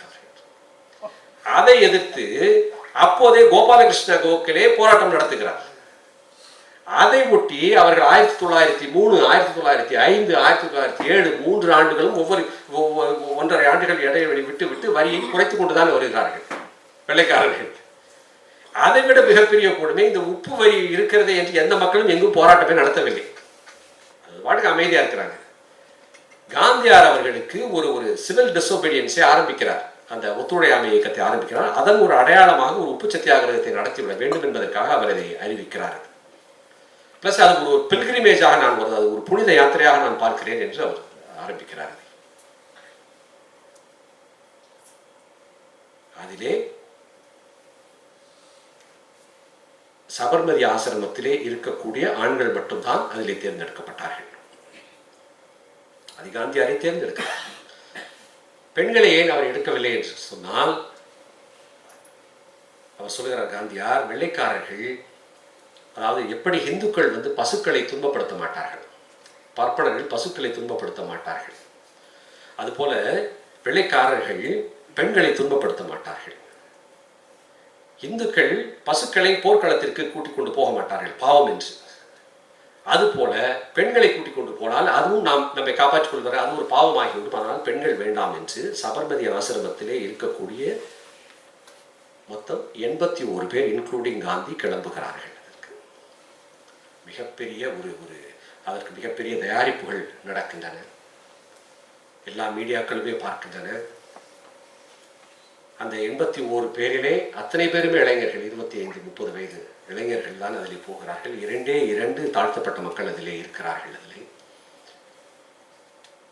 முதல் நாளில் கஸ்தூரிபா அவருக்கு தலையிலே எண்ணெய் தேய்த்து விடுகிறார். மீராபென் என்று அவர் பெயர் வைத்த அந்த மேட்லின் சேத் அந்த வெள்ளைக்கார பெண்மணி அவர் காலிலே நெய்யெல்லாம் பூசி அவருக்கு பூசி விடுகிறார்கள். அடுத்த நாள் நடக்க போகிறார் இல்லையா? ஸோ அவர்கள் அடுத்த நாள் கிளம்புகிறார்கள். எல்லோரும் பொட்டு வைத்து எங்கு பார்த்தாலும் மலர் தூவி அவர்கள் கிளம்புகிறார்கள். காந்தியார் கிளம்புகிறார். கிளம்பும் போதே சொல்லுகிறார், உப்பை காய்ச்ச போகிறோம், உப்பு காய்ச்ச போகிறோம், அந்த காய்ச்சிய உப்பை விற்க போகிறோம், காய்ச்சிய உப்பை தின்ன போகிறோம், கிளம்புவோம், அது சட்டத்தை மீறும் செயல், வார்கள் நாம் சத்தியாகிரகத்திற்கு போவோம் என்று போகிறார்கள். ஒவ்வொரு ஊரிலும் அதற்கு முன்பாகவே எங்கே தங்க வேண்டும், எந்த இடத்திலே காந்தியார் தங்க வேண்டும், எந்த இடத்திலே மக்கள் தங்க வேண்டும் என்ற ஏற்பாடுகள் தெளிவாக நடக்கின்றன. அவர் போவதற்கு முன்பாகவே ஒரு வண்டியிலே ஆடுகளை ஏற்றி அனுப்புகிறார்கள். காரணம், காந்தியார் ஆட்டுப்பால் மட்டும் தான் குடிப்பார். அந்த ஆடுகள் ஒரு லாரியிலே முன்னால் போகின்றன. சரோஜினி நாயுடு அவர்கள் தான் சொல்லுவார்கள், காந்தியாரினுடைய வறுமையை பேணுவதற்காக இந்தியா நிறைய செலவழிக்க வேண்டியிருக்கிறது என்று சொல்லுவார். அந்த ஆடு சரி, ஏன் ஆடுகள் ஒரு ஆடு போனால் பத்தாதா நீங்கள் கேட்கலாம். I am not jogging. ஆடுகள் போனால் பத்தாதா என்று இல்லை. அந்த இடத்திலே போய் மொத்த ஆடுகளை ஒரு 5-6 ஆடுகளை இறக்குவார்கள்.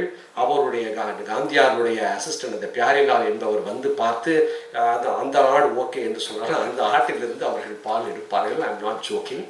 அந்த பாலை எடுத்துத்தான் அவர் குடிப்பார். அதன் பிறகு அங்கே இருக்கக்கூடியவர்களுக்கு கிச்சடி, நெய், தயிர் அத்தனையும் வழங்கப்படுகிறது. ஒவ்வொரு ஊரிலும் வரவேற்புகள் நல்கப்படுகின்றன. காந்தியார் எதிர்பார்த்து கொண்டே இருக்கிறார், எப்பொழுது என்னை கைது செய்வார்கள் என்று சொல்லுகிறார். அவர் அந்த கைதை அவர் எதிர்பார்க்கிறார்.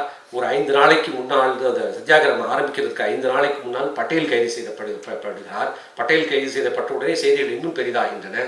பட்டேலே கைது செய்யப்பட்டு விட்டால் நாமும் கைது செய்யப்படுவோம் என்று அவர் காத்துக்கொண்டு அவர் போய்கொண்டே இருக்கிறார். போகும் இடங்களெல்லாம் அவர் எதிர்பார்க்கிறார். வெள்ளைக்காரர்கள் அங்கங்கே நிற்கிறார்களே தவிர யாரும் கைது செய்யவே இல்லை. தண்டிக்கு போய்விடுகிறார்கள்.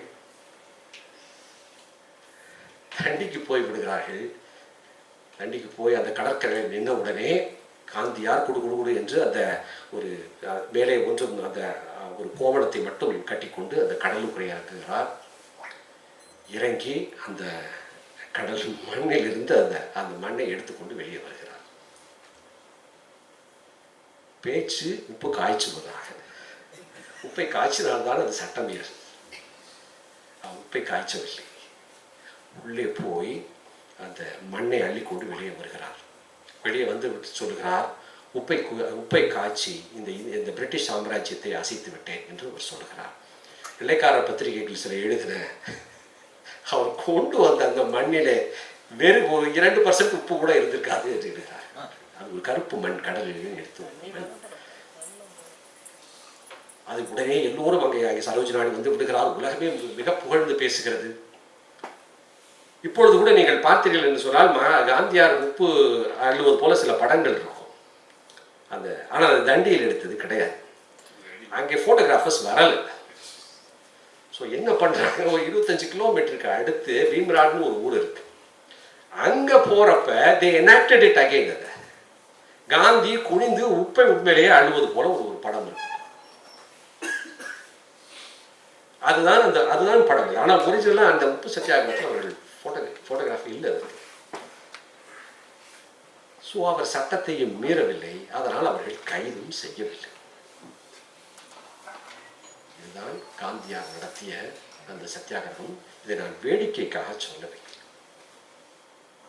இதை நாம் இதுவரை புரிந்து வைத்திருக்கக்கூடிய எதையெல்லாம் மிகப்பெரிய தியாகம், எதையெல்லாம் மிகப்பெரிய போராட்டம் என்று நினைத்துக் கொண்டிருந்தோமோ அதை மனதில் வைத்துக் கொண்டு திரும்பவும் மகத்துக்கு வருவோம். டாக்டர் அம்பேத்கர் அவர்கள் கப்பலில் ஏறி உட்கார்ந்து விட்டார். வருகிறார்கள், மகத்திற்கு வருகிறார்கள். 25ஆம் தேதி அந்த சத்தியாகிரக போராட்டம். 24 அவர்கள் கிளம்புகிறார்கள். 25 காலை அவர்கள் தாஸ்கோவான் என்கிற அந்த ஒரு இடத்திற்கு வருகிறார்கள். வந்த உடனேயே அங்கே இருக்கக்கூடிய கலெக்டர் மற்றும் அங்கே இருக்கக்கூடிய சூப்பரிண்டென்டென்ட் ஆஃப் போலீஸ் எல்லோருமே டாக்டர் அம்பேத்கர் அவர்களை போய் பார்த்து, கொஞ்சம் தயவு செய்து எங்களோடு வாருங்கள், உங்களோடு நாங்கள் பேச வேண்டும் என்று சொல்கிறார்கள்.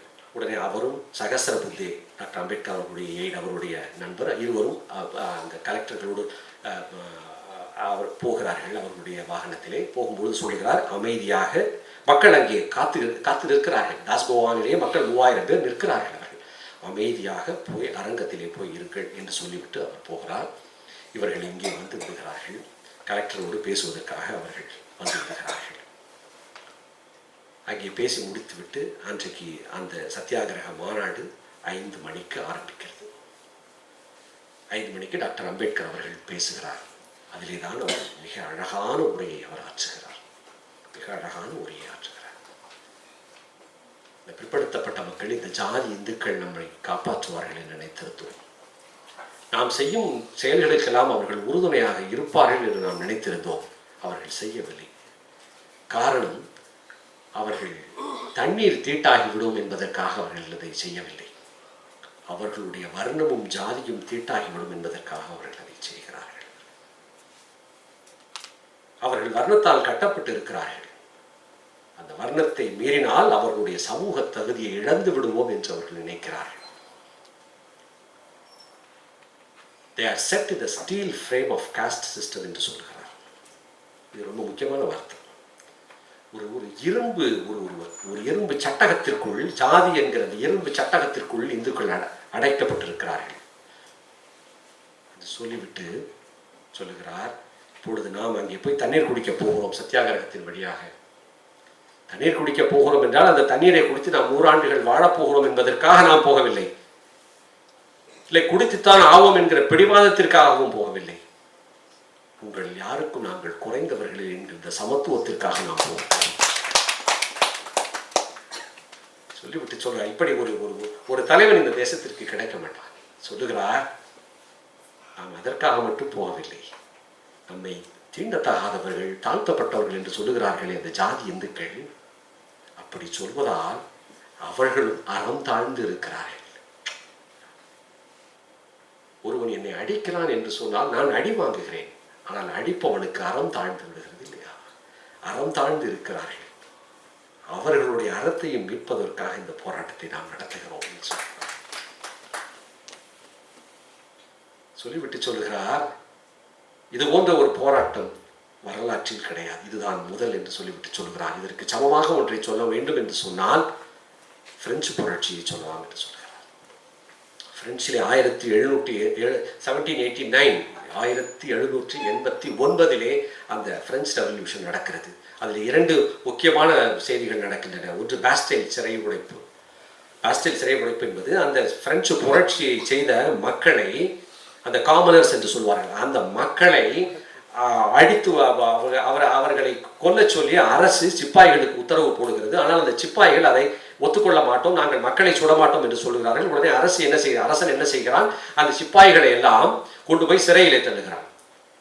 உடனே மக்கள் எல்லாம் என்ன செய்கிறார்கள், நமக்காகத்தானே அவர்கள் அந்த பாஸ்டைல் சிறையிலே அவர்களை தள்ளுகிறார்கள். கவனம், இது வெறும் கதை அல்ல.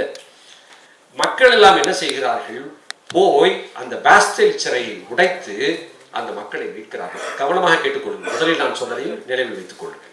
இரண்டாவது, அது நடந்து 3 நாட்களுக்கு பிறகு அதே மக்கள், அரசன் அங்கே வெர்சைல்ஸ் என்கிற இடத்துல இருக்கிறார், அவருடைய அரண்மனை இருக்கிறது.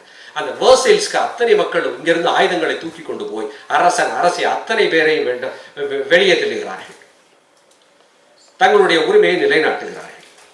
இது 2ஐயும் சொல்கிறார். இது ஏதோ போகிற போக்கிலே, ரஷ்யாவை பாருங்கள், யுத்த புரட்சியை பாருங்கள், அப்படி அவர் சொல்லவில்லை. இப்பொழுது பாருங்கள், இதை ஒன்றுபடுத்தி பாருங்கள். இந்து சமூகம் என்பது ஒரு இரும்பு சட்டகத்தால், ஒரு இரும்பு அயன் ஃப்ரேம் கட்டப்பட்டிருக்கிறது. பாஸ்டைல் என்பது அந்த இரும்பு சட்டகத்தை உடைத்தது. பாஸ்டைல் சிறை என்பது இரும்பை உடைத்து அந்த மக்களை காப்பாற்றியது. இவர்களையும் நாம் தான் காப்பாற்ற வேண்டும். இது ஒரு அழகான ஒப்புமை. இவர்களும் இந்த ஜாதி என்கிற அந்த இரும்புக்குள்ளே தான் இருக்கு, அதை உடைத்து நாம் காப்பாற்றுவோம். இது பாஸ்டைல். மக்கள் கிளம்பி போனார்களே, கிளம்பி போய் அந்த ஒரு சமத்துவத்தை நிலைநாட்டினார்களே, இந்த சத்தியாகிரகம் இஸ் வெர்சைல்ஸ். அது பாஸ்டைல், இது வெர்சைல்ஸ். 2ஐயும் அழகாக ஒப்புமைப்படுத்துகிறார். ஒப்புமைப்படுத்தி முடித்த பிறகு சில தீர்மானங்கள் நிறைவேற்றுகிறார்கள். அதாவது அந்த பிரெஞ்சு புரட்சியில் என்ன செய்தார்களோ அதை ஒட்டி இனிமேல் இங்கே வர்ணங்கள் இருக்கக்கூடாது, எந்த வர்ணமும் இருக்கக்கூடாது, எல்லோரும் ஒரே வர்ணமாக இருக்கட்டும், பூசாரிகள் இருக்கக்கூடாது. இது போன்ற சில தீர்மானங்களை நிறைவேற்றிவிட்டு அன்று இரவு அந்த மேடைக்கு முன்னால் அமைக்கப்பட்டிருந்த அந்த இடம் யாருமே கொடுக்கவில்லை. கடைசியில் ஒரு இஸ்லாமியர், ஃபத்தே கான் என்கிற ஒரு இஸ்லாமியர் தான் அந்த இடத்தை கொடுத்தார். அங்கேதான் இவர்கள் இந்த மாநாட்டை நடத்தி கொண்டிருக்கிறார்கள். வெளியே ஒரு சிறு ஒரு மணல் மேடு குவிக்கப்பட்டு அந்த இடத்திலே சகஸ்ரபுத்தே அவர்கள் சூத்திரர்களை எங்கெல்லாம் மனுஸ்மிருதி இழிவாக பேசுகிறதோ அந்த வசனங்களை அவர் வாசிக்கிறார். மக்கள் எல்லாம் நின்று கொண்டிருக்கிறார். அவர் சகஸ்ரபுத்தே அந்த பார்ப்பனர் அவர் வாசிக்கிறார். பார்ப்பனர் வாசிக்கிறார், மனுஸ்மிருதியை வாசிக்கிறார். பார்ப்பனர், அதாவது சூத்திரர்களை எங்கே இழிவாக பேசியதோ அதை கங்குபாய் ராவத் என்கிற ஒரு பெண்மணி அதை வழிமொழிகிறார். பார்ப்பனர் வாசிக்கும் ஒரு பெண்மணி வழிமொழிய மனுஸ்மிருதி எரிக்கப்படுகிறது. மனுஸ்மிருதி எரிக்கப்படுகிறது. யோசித்து பாருங்கள். ஒரு தண்ணீர், சாதாரண தண்ணீர் கேட்டு போனோம். அது ஒரு சாதாரண அது முதல் அதில் நடந்தது மக்களுடைய பொருளாதாரத்திற்கும் கல்விக்காகவும் கேட்டோம். ஆனால் பிரச்சனை அங்கே இல்லை. பிரச்சனை இங்கே இந்த வர்ணத்திலே இருக்கிறது.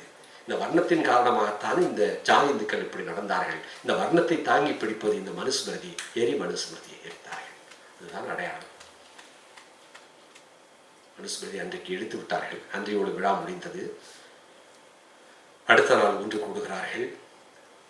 டாக்டர் அம்பேத்கர் அவர்கள் உரையாற்றுகிறார். நாம் சத்தியாகிரகம் செய்யத்தான் போகிறோம். நேற்று என்னை கலெக்டர் அழைத்து, இது வேண்டாம், இப்பொழுது இது அவர்கள் தடை உத்தரவு வாங்கிய பிறகு நாங்கள் அதை செயல்படுத்த வேண்டும். இப்பொழுது நீங்கள் அதை மீறி சத்தியாகிரகம் செய்தால் நீங்கள் எங்களை எதிர்ப்பது போல ஆகிவிடும். அதனால் இது வேண்டாம் என்று அவர் கேட்டார். நான் சொல்லிவிட்டேன், முடியாது, சத்தியாகிரகம் நடத்தித்தான் ஆவேன் என்று நான் சொல்லிவிட்டேன். நீங்கள் என்ன சொல்லுகிறீர்கள்? மக்களை பார்த்து கேட்கிறார். மக்கள் எல்லோருமே சொல்கிறார்கள், நாங்கள் சத்தியாகிரகம் செய்துதான் ஆவோம். நீங்கள் கைது செய்யப்படுவீர்கள், பரவாயில்லை, நாங்கள் கைது செய்யப்படட்டும்.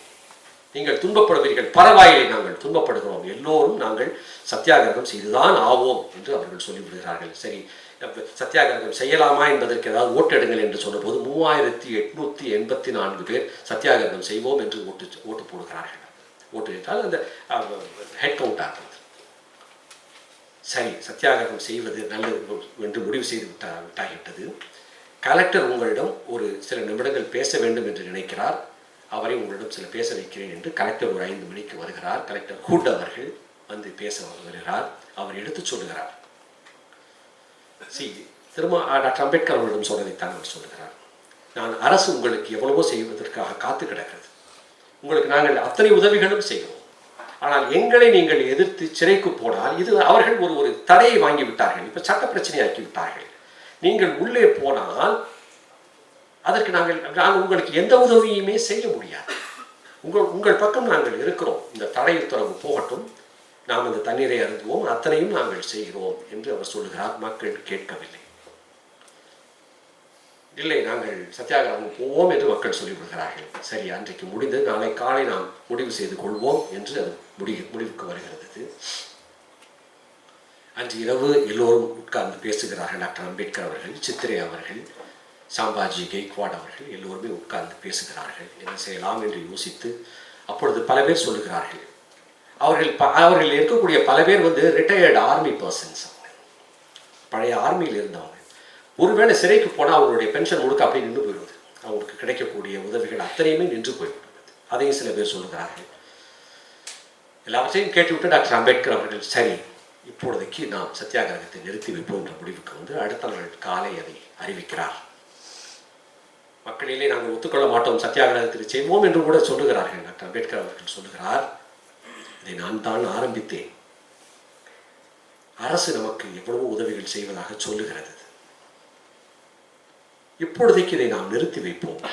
இப்பொழுது உங்களுக்கு ஒரு புதிய ஒரு உணர்வு கிடைத்திருக்கிறது, புதிய ஒரு வேகம் கிடைத்திருக்கிறது. அதை உடனே நீங்கள் பயன்படுத்த வேண்டும் என்று துடிக்கிறீர்கள். அது எனக்கு புரிகிறது. அந்த வேகத்தை பத்திரப்படுத்தி வைப்போம்.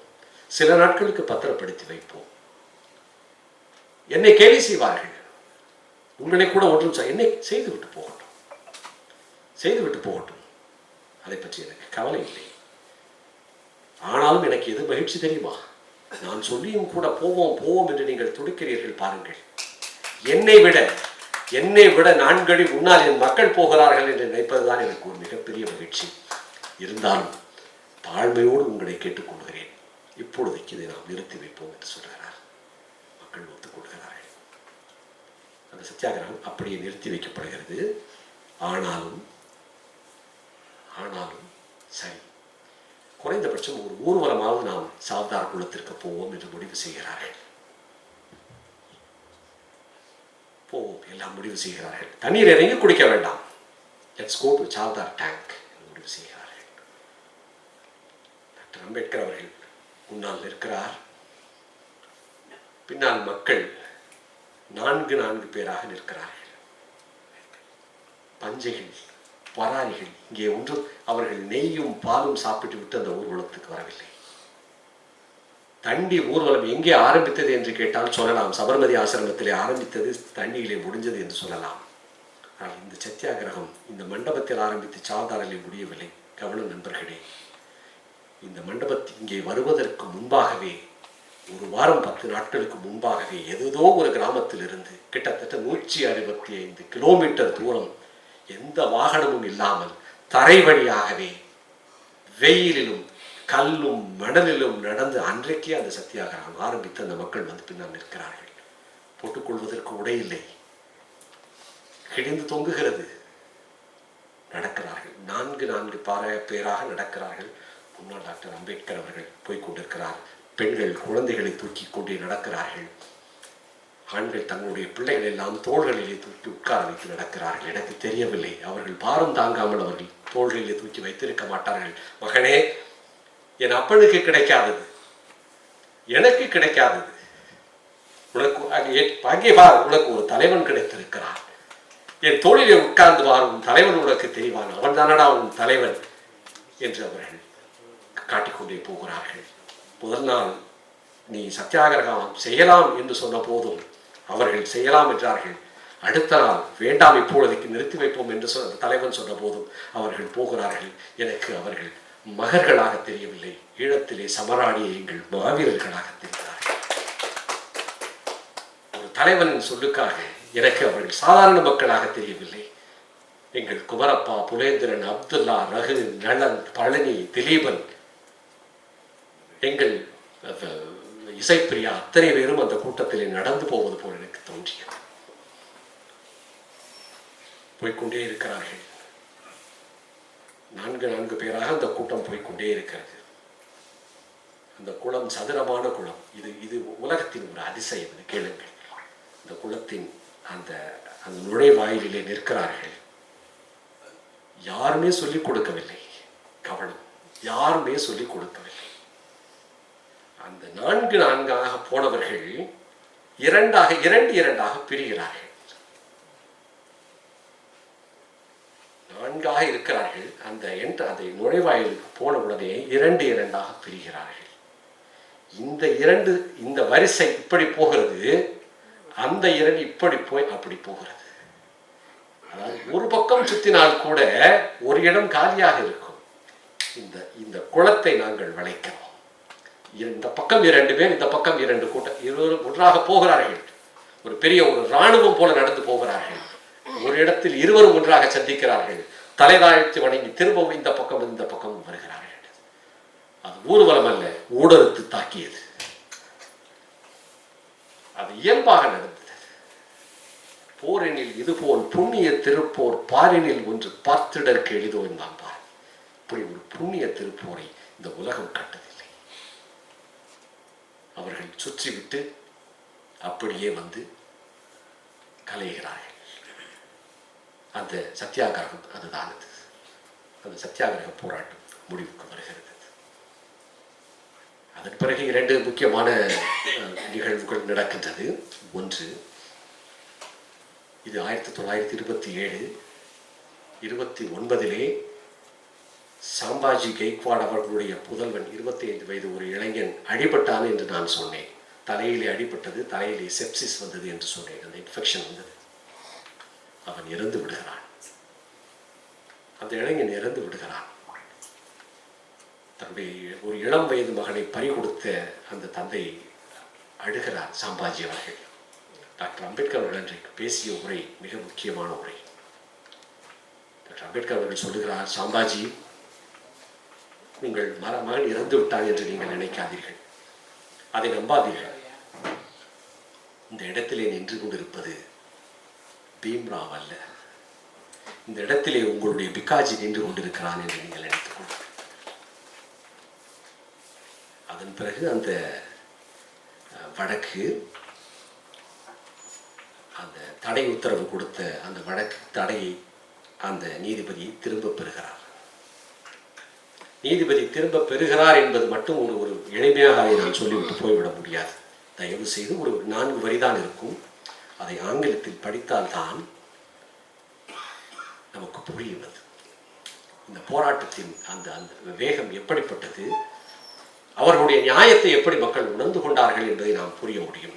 அந்த ஜட்ஜ் எழுதுகிறார், தீர்ப்பு இந்த தடை உத்தரவை நான் விலக்கிக் கொள்கிறேன் என்ற ஒற்றை வார்த்தையில் அவர் முடித்து விட்டு போயிருக்கலாம். இந்த நீதிபதி எழுதுகிறார், I cannot conclude this order without expressing my regret at the inconvenience and the hardship caused to the defendants by the injunction granted by me. நான் ஒரு தடை உத்தரவு கொடுத்ததால் நீங்கள் எவ்வளவு துன்பத்திற்கு ஆளாகிகள் என்பதற்காக நான் வருத்தப்படுகிறேன். அது ஒரு டெம்பரரி, அதாவது ஒரு தற்காலிகமான ஒரு தடைதான். ஆனாலும் இதில் ஜட்ஜ் எடுத்துக்கிறார், ஆனாலும் காலகாலமாக அடிமைப்பட்டு ஒரு அநீதிக்கு ஆளான மக்களுக்கு அந்த இடைக்கால தடை உத்தரவும் ஒரு கணமாக ஆகிவிட்டது என்பதற்காக நான் வருந்துகிறேன் என்று எழுதுகிறார். அந்த வழக்கை நடத்தியவர் டாக்டர் அம்பேத்கர் அவர்கள். அப்படி அந்த தீர்ப்பு வருகிறது. அதன் பிறகு திரும்பவும் அவர்கள் உயர்நீதிமன்றம் போய் தடை வாங்குகிறார்கள். 1927 முடிந்த அந்த நடந்த அந்த நிகழ்வுக்கு திரும்பவும் அவர்கள் தடை உத்தரவு வாங்குகிறார்கள். 1937 தான் அந்த வழக்கு முடிகிறது. தண்ணீர் குடிக்கலாம் என்கிற அந்த தீர்ப்பு வருகிறது. அருமை நண்பர்களே,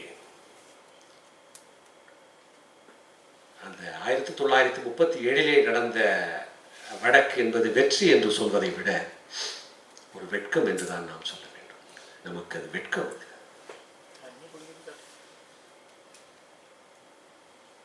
இந்த விழாவிற்கான தலைப்பை கூட மகத் ஒரு வரலாற்றின் தொடக்கம் என்று எதற்காக வைத்தீர்கள்? ஏன் அதற்கு முன்பாகவே பல போராட்டங்கள் நடந்திருக்கின்றன. வெள்ளைக்காரர்களை எதிர்த்து பல போராட்டங்கள் நடந்திருக்கிறது. ஐயா வைக்கத்திலே நடத்திய போராட்டம் இருக்கிறது. இது எப்படி வரலாற்றின் தொடக்கமாகும் என்று கேட்கலாம் நீங்கள். காந்தியாரும் மற்றவர்களும் நடத்தியது 200 ஆண்டுகளுக்கு முன்னால் வந்த வெளிநாட்டுக்காரர்களை எதிர்த்தது. ஐயா பெரியார் அவர்கள் வைக்கத்திலே நிகழ்த்தியது 2000 ஆண்டுகளுக்கு முன்னால் வந்த வெள்ளைக்காரர்களை எதிர்த்து. டாக்டர் அம்பேத்கர் அவர்கள் நடத்தியது சொந்த சகோதரர்களுக்கான ஒரு போராட்டம். இது ஒரு வரலாற்றின் தொடக்கம். இது ஒரு வரலாற்றின் தொடக்கம். இன்றைக்கும் மகத் தொடர்ந்து கொண்டுதான். இன்றைக்கு வைக்கவில்லை. இன்றைக்கு எங்கே கோயிலுக்குள் நாம் இந்த தெருவுக்குள்ள வரக்கூடாது என்று எவரும் சொல்ல முடியாது. இன்றைக்கு வெள்ளைக்காரர்கள் இல்லை, ஆனால் மகத் இன்றைக்கும் இருக்கிறது. இன்றைக்கும் நாம் நீரருந்த முடியாது. நம்முடைய நீர்நிலைகளிலே மலங்கள் கொட்டப்படுகின்றன. வன்கொடுமைகள் நிகழ்ந்து கொண்டுதான் இருக்கிறது. மகத் தொடர்ந்து கொண்டுதான் இருக்கு. ஒன்று தெரியுமா உங்களுக்கு? 2016ஆம் ஆண்டு அதே மகத்தில் பாரத் கோகலே என்கிற அந்த ஊரினுடைய 4 முறை எம்எல்ஏவாக இருந்தவர், இன்றைக்கு அவர் மகாராஷ்டிரத்தினுடைய மந்திரியாக இருக்கிறார். அவர் இதே போன்ற ஒரு மார்ச் 16ஆம் தேதி தாழ்த்தப்பட்ட மக்கள் அங்கே போய் அந்த மகத் குளத்திற்குள் இறங்கிவிட்டு வந்த பிறகு இதே போல ஒரு பியூரிஃபிகேஷன் செரிமனியை அவர் நடத்தினார். கேட்டதற்கு ஃபட்னாவிஸ் அவர்கள் இல்லை அவர் ஒரு ஜல பூஜா செய்தார் என்று அவர்கள் சமாளித்தார்கள். மகத் இன்றைக்கும் நடந்து கொண்டுதான் இருக்கு. டாக்டர் அம்பேத்கர் அவருடைய காலத்திலே அந்த ஜாதி பிற்படுத்தப்பட்ட மக்களுக்கும் தலித்துகளுக்கும் இந்தியா முழுக்க மிகப்பெரிய ஒரு எதிரிகளாகத்தான் இருந்திருக்கிறார்கள். தமிழ்நாட்டில் அப்படி ஒன்று இல்லாமல் நீ உனக்கும் பிறவி இழிவு இருக்கிறது, உனக்கும் பிறவி இழிவு இருக்கிறது. அவனை விட ஒரு தலித்தை விட நீ இன்னும் தாழ்ந்தவன் என்று கட்டமைத்து இருவரையும் ஒரே அச்சில் நிறுத்தியவர் ஐயா பெரியார். பெரியார் அதைத்தான் செய்தார். நீ எந்த விதத்திலும் உயர்ந்தவன் இல்லை, அவனை விட கீழானவன். ஜாதி ஒழிப்பை நீ இருவரும் சேர்ந்து செய்ய வேண்டும் என்று சொன்னார் ஐயா பெரியார் அவர்கள். ஜாதி ஒழிப்பை செய்ய வேண்டியது இங்கே இருக்கக்கூடிய பிற்படுத்தப்பட்ட மக்களும் தலித்துகளும் தான் என்பதை நிறுவியவர் ஐயா பெரியார். இன்றைக்கு இந்துத்துவவாதிகளாகட்டும், இந்துவாதிகளாகட்டும், அல்லது இந்தியவாதிகளாகட்டும், இந்த சோகால்டு தமிழ் தேசியவாதிகளாகட்டும், ஐயாவை அப்புறப்படுத்த வேண்டும் என்று நினைப்பதற்கு காரணம் இதுதான். தலித்துகளுக்கும் ஒரு பிற்படுத்தப்பட்ட மக்களுக்கும் ஒரு பிளவை ஏற்படுத்த வேண்டும் என்றால் அவர்கள் பெரியாரைத்தான் கை வைக்க வேண்டும். அவர்கள் கை வைத்தார்கள். வருத்தத்தோடு ஒப்புக்கொள்ளுங்கள், அது நடந்து கொண்டுதான் இருக்கு. இன்றைக்கும் தலித்துகள், நம்முடைய தலித் தோழர்கள் அரசியல் கட்சி, திராவிட அரசியல் கட்சிகள் செய்யும் தவறுகள் அனைத்தையும் பெரியாரை காரணம் காட்டுகிறார்கள். நாமும் சரி, கருப்பு சட்டை அணிந்தவர்களும் சரி, எங்காவது ஒரு வன்கொடுமை நடந்தால் ஒரு கடவுளை திட்டுவதற்கு நாம் கூசுவதே கிடையாது. கண்ணை மூடிக்கொண்டு திட்டுகிறோம். கடவுளை திட்டுவது, வைப்பது, மதத்தை திட்ட வேண்டுமா? கண்ணை மூடிக்கொண்டு திட்டுவோம். ஆனால் வன்கொடுமை நடந்தால் அதை செய்கின்ற ஜாதி இந்துவை யாவும் பெயர் சொல்லி திட்டுவது கிடையாது. மன்னிக்க வேண்டும் நண்பர்களே, நம்முடைய கருப்பு சட்டைகளை உதறி பார்த்தால் சில கள்ள மௌனங்கள் உதறுகின்றன. நாம் இந்த இடத்தில் நான் பேசியாக வேண்டும். இதை நாம் பேசியாக வேண்டும். யாருமே நண்பர்களே, கடைசியாக ஒரு சிறு ஒரு செய்தி மட்டும். இட்டாலோ கால்வினோ என்கிற ஒரு இட்டாலியன் ரைட்டர் ஒருத்தர் உண்டு. ரொம்ப இறுக்கமாயிட்டீங்க. இட்டாலோ கால்வினோவுடைய ஒரு சின்ன ஒரு கதை இருக்கும். அந்த கதை எப்படி போகணும்னு கேட்டீங்கன்னா, ஒரு தெரு இருக்கும். அதில் தெருவிலே ஒருத்தன் போய் நின்று, ஒரு மாடி வீடு இருக்கும், உச்சி மாடி வீடு, ஒரு அடுக்கு மாடி வீடு. கீழே இருந்து கத்துவான், தெரேசா என்று, தெரேசா என்று கத்துவான். அப்பொழுது இன்னொரு ஒருவர் வருவார். என்ன கத்துகிறீர்கள்? இல்லை தெரேசா என்று கத்துகிறீர்கள். ஒருவேளை அவங்க மேலே இருப்பாங்க, நீங்கள் கத்துவது அவங்களுக்கு கேட்காத இருக்கும். இருங்க நானும் வரேன், 2 பேரும் சேர்ந்து கத்துவோன்ட்டு கத்துறாங்க. ஆனால் இவர் ஒரு பக்கங்க, இவர் ஒரு நேரத்தில் ஆரம்பிக்கிறார், அவர் ஒரு நேரத்தில் ஆரம்பிக்கிறார். சொல்ல இல்லை 1 2 3 சொல்லுவோம், 3ன்னு சொன்னால் 2 பேரும் சேர்ந்து கத்துவோம். சரி 1 2 3 2 பேரும் சேர்ந்து தெரேசா அப்படின்னு கத்துறாங்க. யாரும் வரல. அப்போ இன்னும் சில பேர் வராங்க, ஒரு 5 6 பேர் வராங்க. என்ன இன்னொன்று இந்த மாதிரி கத்துறாங்க அப்படின்னு. அப்படியா சரி இருங்க, அப்போ எல்லாம் சேர்ந்து கத்துவோம். ரைட் 1 2 3 சொல்லு. எல்லாம் ஒரே மாதிரி 1 2 3 1 2 3 கத்துறாங்க. இன்னும் ஒரு 10 பேர் 20 பேர் சேர்ந்து கத்துறாங்க. யாருமே வரல. அப்போ ஒருத்தர் கேட்குறாரு, எங்க மேலே அவங்க இருக்கிறாங்களா அப்படின்னு கேட்குறாங்க. மேலே இருக்கிறாங்களா? அது முதல்ல கத்துன்னு சொல்ல எனக்கு தெரியாதா? அப்போ என்ன ஏதாவது சாவி ஏதாவது கேட்டு நீங்கள் இங்கேருந்து கத்துறீங்களா? வீட்டு சாவி ஏதாவது? இல்லை வீட்டு சாவி என்கிட்ட தான் இருக்கு.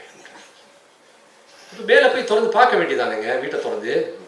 இப்போ அவர் என்ன சொல்றாரு, என் வீடு பக்கத்து தெருவில் இருக்கு.